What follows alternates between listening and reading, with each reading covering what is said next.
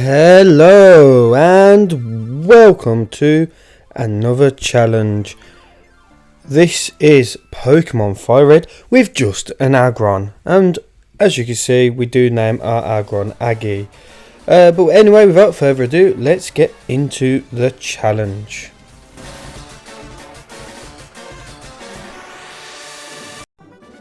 As per usual, we will start with the rules. So we are going to only have one Aggron in our team. HM Pokemon are allowed, but only for the HM purposes. Items in battle are allowed, but I don't really think I utilise them too much. And finally, no glitches or exploits. So without further ado, let's get into the challenge properly. So I start off by naming myself Dobby, as you do. Again, as I said in the last two challenges, if you want to be the name of the main character or the rival, please let me know and I will do that. I will make you the main star of the show. But anyway, so yeah, we name ourselves Dobby, and then we name our rival. Well, actually we were very boring with this and we named him just Gary. Don't know why, but yeah, this run was recorded a good few years ago. Well, good year ago and a bit. But anyway, so we get the potion from the PC and we go and collect our first Pokemon. I say first, it's literally the only Pokemon we're going to use, as I say, and we name it Aggie the Aggron, similar to Larry the Larion and Aaron the Aron. Let me know any other names I could have used, but yeah, anyway, so we choose that and we are going to take on the rival. But we look at our stats straight away, and also if you look at the defense, it is 23 already. It's really good. But anyway, without further ado, let's take on the first rival fight. Okay, so it is time to take on our first rival battle, and you shall see how easy this will be, because like with Larion, we have the same move set, and it's different to Aaron, of course, but we basically two-shot him. So we're not going to struggle with that. I decide to actually skip the second rival fight because obviously it's optional anyway, but it's really easy to win it. So I just went straight for Brock at level 11. Probably could have done this at level 7 to be fair, but we came in level 11, used a few mud slaps. It was the only real move that could attack, but I wanted to save some mud slaps for the Onyx because of the accuracy drop. It doesn't have a lot of PP, this one, so yeah. Anyway, we eventually get to a point where we have to use headbutts, we have to use tackles. We get actually really close, I'm not going to lie, to losing, but with a very small total of, I think it is 2 HP, oh goodness me, we actually survive and win the fight. Again, I said I could have done it at level 7, I probably couldn't because I just about had enough HP to survive.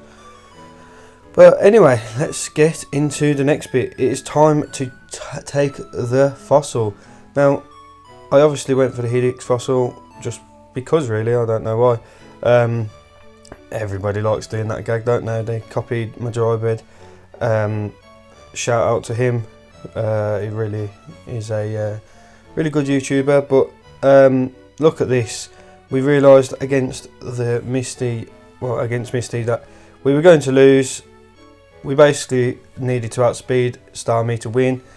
We one-shot the Staryu, two-shot the Starmie straight away, but unfortunately, again, as I said, we needed to level up. We needed to be faster than the Starmie. So we take on the rival fight instead, and no problemo. We obviously could have learnt Raw, but we didn't. It was just so easy, this fight. Look how much damage by the end we take. Obviously no damage from Abra, and no damage from Rattata, so there is literally 2 HP we lost in that regard. But anyway, we'll go and take on the next rival fight, and look how many levels we've improved since then. We were level 20, now we are level 31, and that obviously shows that we are training, but it's just because of the speed. If we get outspeed, we die because we are rock type. Very frail to Misty's Pokemon, but hopefully at level 32 we are now enough of a level to beat her. We're going to obtain Cut, of course, and then we will go and take on Misty again. Make your bets as to whether we will beat her this time. We are going into the fight, obviously still at level 32, but yeah. So anyway, we should one-shot the Staryu as per usual, which we do, and we get a crit. So whether that matters or not, I don't know, but we got a crit. Do we outspeed? This is the moment of truth. We go for a head, but we don't outspeed. But look at the difference in the damage. We survive a water pulse, and we can actually survive 2 of them. Look at that. We can survive another one coming into it, and we level up to 33, and we beat Miss T. Never thought that we would get that far that quickly, but anyway, we should rampage through the rest of the run. We have dig, so Lieutenant Surge is even easier than he normally is, and we get the 3rd badge. Things are progressing really quickly now, so whilst we are about to take on Erica, who is the hardest out of the first 4 for us really, well, other than Misty, we do obviously get a nice little bit of a level increase and get an attack boost on that first Metal Claw. We managed to take out the Victory Bell, the Tangela, and what about the Vileplume? Well, you know that we will, so there we go, level 42. Yeah, so as I say, whilst we are progressing through this run, I just want to say, if you are new here and are enjoying the content so far, why not consider hitting that subscribe button, as it massively helps me out. But also, you could hit the like button and leave a comment too, that massively helps me out too.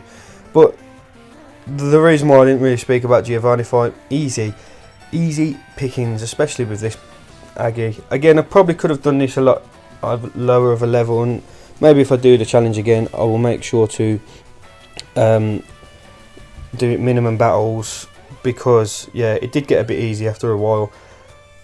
It's not that easy when it comes to the Elite Four, but it's because of the previous attempts that I decided to do it like this, but because of how long Aggron and Larion took. But anyway, Rival 4 was easy, but Rival 5 is now up. A lot more tricky, but we do manage to beat the Pidgeot. We beat the Blastoise in 2 shot, and then we beat the rest of his team. Obviously Alakazam is a bit harder, but we still beat them, and we beat Rival 5. So we're not doing too bad for progress. We're obviously around about 7-8 minutes into it.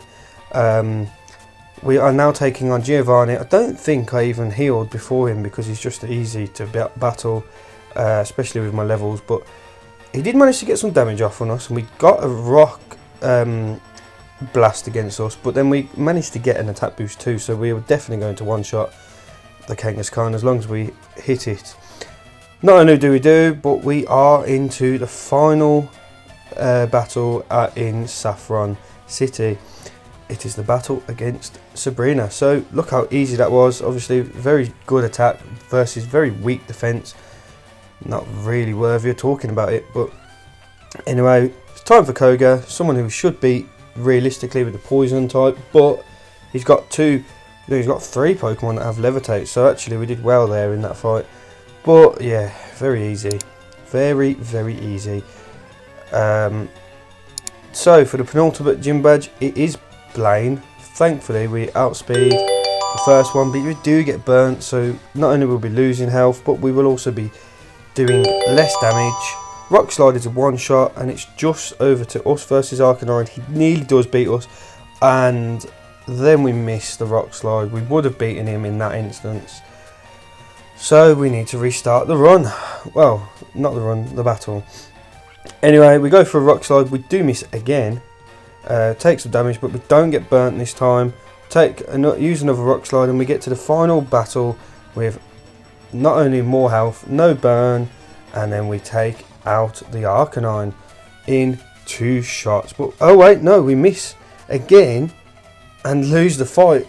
We should have won that one. I don't know why we didn't, but anyway, we tried for a very good run in this time, and look at this, 3 out of 3 without losing any health. Wow, look at how much damage that did. We had to really bank on Rock Slide not missing, and it didn't, and we finally beat him. Goodness me, that was a lot harder than it should have been. But now it is on to Giovanni, who is the last fight of the run. Make your guesses on whether I'd beat him straight away or not. Anyway, look at how it's going so far. Of course we're going to beat him. He's not that hard. Oh. We got earthquakes whilst underground, so it's double damage. Great.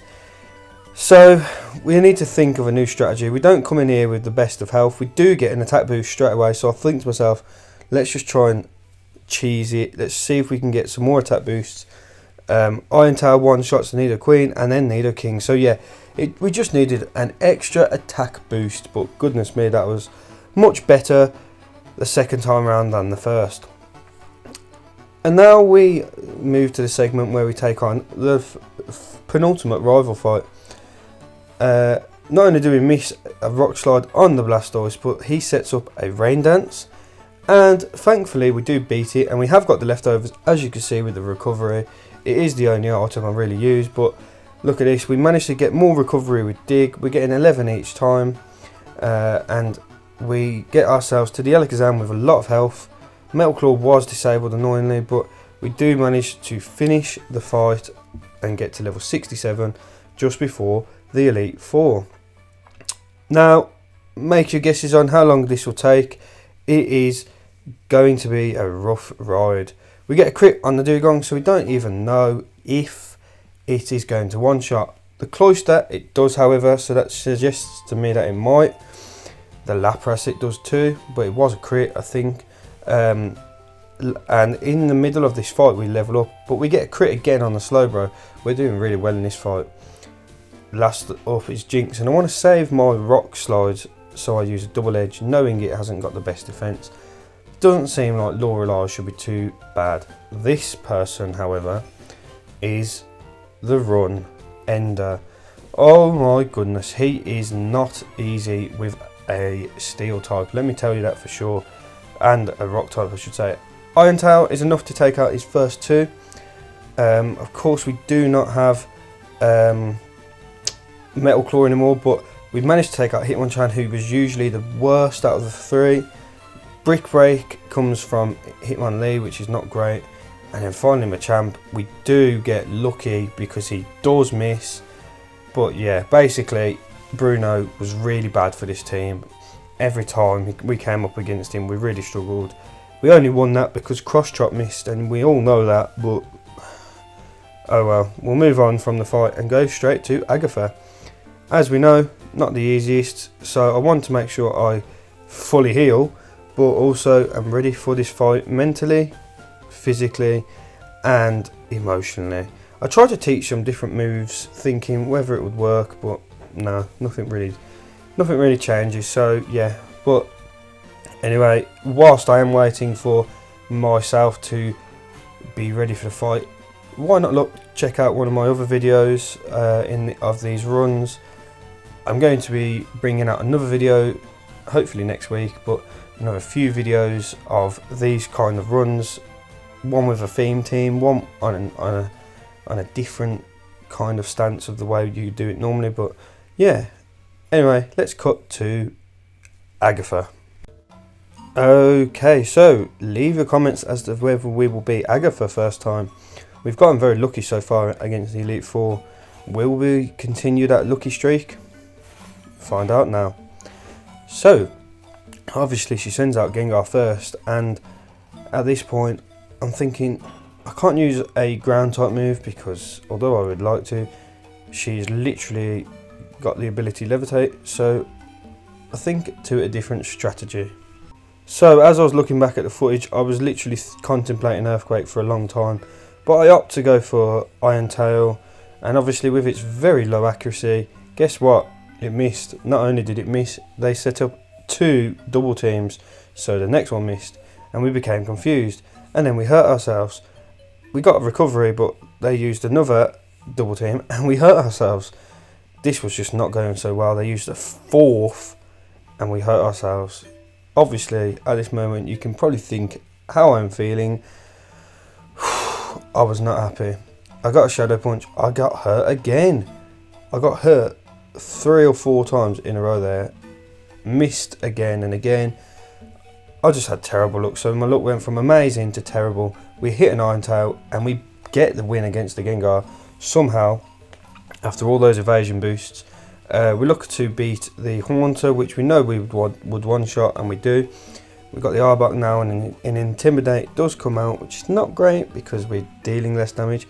Somehow Arbok survives on 1 health against a full Earthquake, and look at that, it doesn't survive that second time, but I don't know why the first time it did. Obviously it's a range and it shows that the Intimidate did massive damage reductions, but yeah. Aggron levels up after beating the Golbat very easily, and now it's just the other Gengar. How are we going to do now? We are confused, we do fall asleep. We have got all of our health because we have been getting leftovers, but we fall into a nightmare now, and goodness me, it is a bit of a nightmare, isn't it? And our special defense drops as well. We could get put to sleep right now. We do manage to take the Gengar down to a quarter of its health, but we're in a really shocking position. We end up getting put to sleep again. Obviously we'd been confused earlier, so yeah, we're just constantly having terrible turns. Get put into another nightmare. It's not looking very well for us. We keep staying asleep, and then the nightmare kicks in. We wake up finally, and we get the victory against the Gengar. I think if you define the last 3 matches, you will see that we obviously had really good luck, and terrible, but then somewhat decent luck in the end. But yeah, not the easiest fights by a long shot, but it's the last 2 fights now, and you can see we're not far from the end of the video. But are we far from the end of the victory against Gary? We shall see. So let's get into the battle. Now obviously, because I've beaten the other 3 people, I'm not really going to show any more of the fights with them. Admittedly, I got as far as I could, and I wanted to see how far I'd get against the Gyarados. Against Lance. Lance wasn't too bad, but for some reason I used Earthquake against him, forgetting that he's a flying type, and stupidly miss. But anyway, we still have obviously got the leftovers on. We opt to beat the Gyarados and the Dragonair, but we do get paralysed. We get a crit against the second one, which is really good. Now we just have 2 more to beat, but unfortunately we were paralysed. They do get confused, but we are paralysed. We miss the Iron Tail, which is not great. They get hurt, and then we do take the Dragonite out with half health, ready for Aerodactyl. Iron Tail is a one-shot, and we are doing amazingly. We actually beat Lance first time as well. So the story of the Elite Four is that we've beaten them all first time. Is it going to be exactly the same for the rival? The final fight with the rival. Let's find out next. So we are nearly on the final stretch, or at least we are on the final stretch, I should say. But anyway, we take on the rival, and the first fight, I guess, is an opportunity to see how far we will actually get against him. We obviously start the fight at level 72 to see how we will do, and look at that, we get a Feather Dance right away. So basically, in any circumstance, if we get a Feather Dance, we lose. So I wanted to see how far we could get anyway with the Feather Dance. I wanted to try and get to level 73 so that if we were to face them again, we're a bit stronger. We managed to beat the Pidgeot. Rhydon comes out next with a reduced attack. Earthquake probably won't one-shot it. No, look at that. It's 4 times weak, and it doesn't do a lot of damage. Iron Tail next. Iron Tail is a lot stronger, but it still doesn't do it. It's been reduced so much that it's terrible. Terrible, terrible, terrible. And now all Rhydon needs to do is use an Earthquake. It's not going to be easy, and we die. So yeah, essentially any run where that happened, we needed to make sure that we restarted.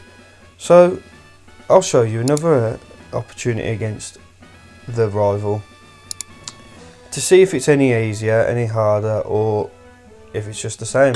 So we come into this fight level 74, so we literally just did another run of the Elite Four. another attack boost, well, an attack drop I should say, and then look at that, he sneakily swaps against me, uses the Rhydon to tank a shot. We get a speed drop as well. We're just getting terrible luck against the rival. An Earthquake comes out and does manage to defeat the Rhydon, but I think Pidgeot was going to come back soon, so I used the Rock Slide. I don't know why I did, but look at that, it's just one-shotting me. I'm doing terribly. I'm not enjoying this part, so I challenge him one more time to see how I will get on with him at the same level. But I just thought, actually, I could probably beat you at level 74 if I get a lucky. If I was able to use the right moves. Thankfully, Aerial Ace came out first, so Pidgeot was one shot, and that's really good because the Feather Dance weren't in play, meaning that we could go for an Earthquake. Look at the damage difference, it's massive, but speed dropped again. Full Restore comes out, and we use an Iron Tail. We should have done that from the start, and we will from now on.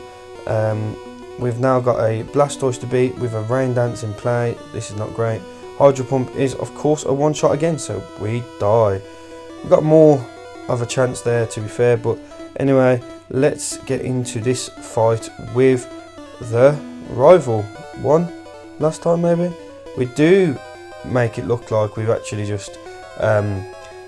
it looks like we've just restarted from the last save point, but actually we just came in to beat the Elite Four a few more times.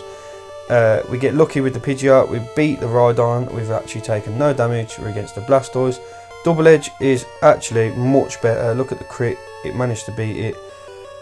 We get an Intimidate, but we are literally rolling in the deep because we have beat 4 out of 6. Executor is not the hardest, but we haven't got the best moves for it. And it does put us to sleep, which is never a good thing. I'm thinking maybe go for Rock Slide just to get a flinch. It's getting its health back slowly off us, which is not great. At this point I'm actually really annoyed because Giga Drain is going to get us to die. We wake up, we get a Rock Slide, we get a flinch, which is so necessary. We do another Rock Slide and we get another flinch. That basically wins us against the Executor because we can get more health at least once and we can still do damage. And look at that crit. Oh my goodness me, we have just beaten him, or at least the Executor. It's Alakazam versus Executor. Will we do it? A Double Edge is on the field. His defense has been raised, which is not great. Psychic comes out, but it's not very strong. And we do it. We complete the challenge with just an Aggron. Probably could have done it slightly lower level, not much lower, but slightly. We managed to beat it with not as much time as Aggron or Larion, of course. Larion was mental how long it took with it, but yeah, we managed to beat Gary, the rival, and become the champion. Again, as I always say, if you do want to be having the rival named after you, please just leave a comment on this video and you could be the next rival or main character in the run. That's going to do it from me. I will see if I do put the time up for the actual challenge, but yeah, it was an enjoyable one. I really loved using Aggron. I remember using it when I was a lot younger on Pokémon Emerald, so yeah, I'm quite happy with how that went. Make sure you look after yourselves, take care, and I'll see you in the next one. Bye.